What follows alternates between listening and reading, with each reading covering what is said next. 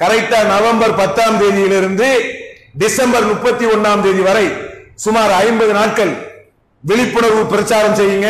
அமர்வுகளை ஏற்படுத்தி அவர்களுக்கு போதனைகள் செய்யுங்க.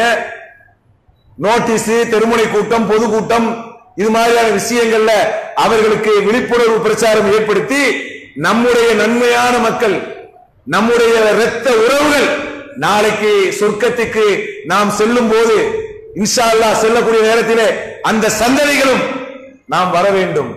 நாம் ஒருவேளை மௌத்தாகி முன்னதாகவே நாம் சென்று விட்டால் நம்மளால் நமக்கு ரப்புல் ஆலமீன் கொடுத்த அந்த சந்ததி நமக்காக பிரார்த்தனை செய்ய வேண்டும்.